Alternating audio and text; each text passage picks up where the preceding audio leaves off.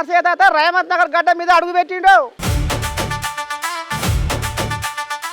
ఎవరిది ఈ జాప్యము అధికారుల లోపము, ఎవరిది ఈ జాప్యము అధికారుల లోపము, ఎందరో మరెందరో ఈ నాలాలో పడి చచ్చిపోయిరో.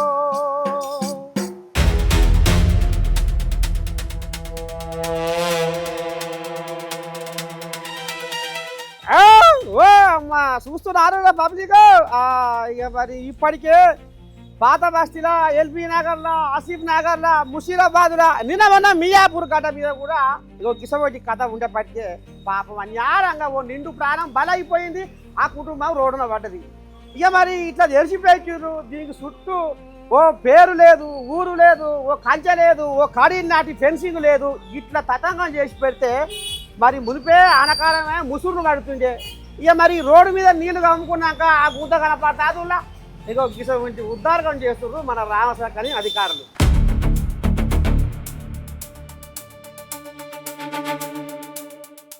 ఏం తాత ఇలా చిన్నపాడి బాయి తోడి పెట్టిరు ఎట్లా అన్నట్టు అది డేనిస్ నిండిందని చెప్పేసి నిన్న తోడినరు బాయి. నిన్ననే తోడినరు, నిన్న తోడినరు. ఇంతవరకు మళ్ళీ అడ్రస్ లేదు, ఇంకా జాడ పత్తలేరు, ఇంకా పత్తలేరు. మళ్ళీ పుసుక్కున ఆనదేవుడు కళ్ళు తెరిచి పల్ల చినుకోలు రాలితే రోడ్డు మీద నీళ్ళు అవుతాయి. మరి ఆ గుంట కనపడుతుందా? కనబడదు. ఇంకా తాగినోడు వచ్చినా అందుకే హుసేన్ సార్లా కనబడతాడు. గోవిందా గోవిందనే మళ్ళీ వాళ్ళకి తెలిస్తే కదా. వాళ్ళు ఎవరైనా పడితే తెలుస్తుంది వాళ్ళకు. వాళ్ళు ఎవడు పడతలేడు కదా. అంతే మరి వాళ్ళ ఇంట్లో అయితే పడితే వాళ్ళకు కనబడుతుంది. జనమేనా? వాళ్ళకి కనబడదు కదా అవన్నీ. చెప్పామా ఇప్పుడు ఆడ రోడ్డు మీద గుంత తీసి పెట్టింది. గుంతలు పడతారు, ఎవరన్నా పడతారని భయం ఉంటది కదా మాకు. అంతేనా? వరదలు వస్తున్నాయి కదా. ఆ గుంట చుట్టూ ఫెన్సింగ్ గానీ, కడీలు గానీ, కంచె గానీ ఏది లేదు. ఇక పుసుక్కున్న రోడ్డు మీద పోయేటోళ్ళు ఆనబడితే గుంత కానరాక ఏం కావాలి? ఏం కావాలి? అలా పడతారు, కాళ్ళు రెక్కలో ఇరుకుతాయి. అంతేనా? మరి ఏం చేస్తున్నారు అధికారులు? పానం కూడా పోతుంది. అలా ఏం చేస్తారో మరి వాళ్ళకి ఎరక. ఈడ పిల్లగాడు ఉన్నాడు. ఆ పిల్లగాడు ఏమంటాడో చూద్దాము. చెప్పు పిల్లగా, మరి ఏందన్నట్టు ఈ భాగవతం ఇక్కడ మోతాదు బావి తోడి పెట్టిరో రోడ్డు మీద, ఏమంటావు? అవును, కరెక్టే నువ్వు చెప్పేది. వర్క్లు నడుస్తున్నాయి, డ్రైనేజ్ పనులు. జిహెచ్ఎంసీ వాళ్ళు ఫెన్సింగ్ కట్టాలి, దానికి జనాలు పడతారు. దానివల్లే కొంచెం మంచిగా చూసుకోవాలి, జాగ్రత్త చూసుకోవాలి.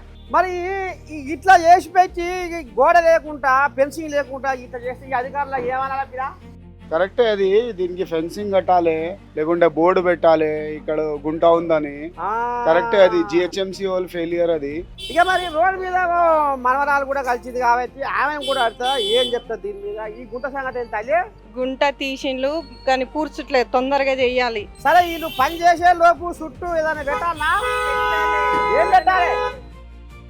ఏదైనా పైన ఇట్లా మెషిన్ ఉంటది కదా, తీసుకొచ్చైనా పెట్టాలి, అడ్డు పెట్టాలి. పిల్లలు ఎవరైనా ఆడుకుంటూ వస్తే పడిపోరు. అందులో ఇక్కడ ఒకటి ఉంది, ఆ లైన్ లో Krishnaveni school back side line లో కూడా ఒకటి ఇట్లానే ఉంటది. ఆడకూడదా? అక్కడ కూడా ఒకటి ఉన్నది.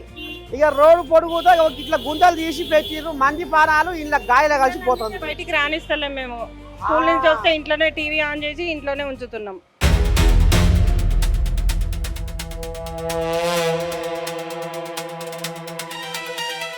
మూతలు లేని మ్యానువోలు తెరిచి హెచ్చరిక బోర్డులు యాది మర్చిపోయి మంది పానాలకు గండమై కూసున్నారు జిహెచ్ఎంసీ అధికారులు.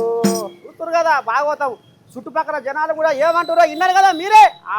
ఇప్పటికైనా జర్ర నిద్రపోతున్న అధికారులారా జర్ర మేలుకోరి. ఇసవంటి రంధ్రాలు, ఇసవంటి మ్యానువల్ తెరిచి ఇంకో కాడ ఉన్నాయట బజార్ల పొంచి. మరి అన్యాయంగా వాళ్ళ బతుకుల రోడ్డు మీద వేసి, వాళ్ళ బతుకుల భారాలు చేసి వాళ్ళ ఉసురు పంచుకోకూరి.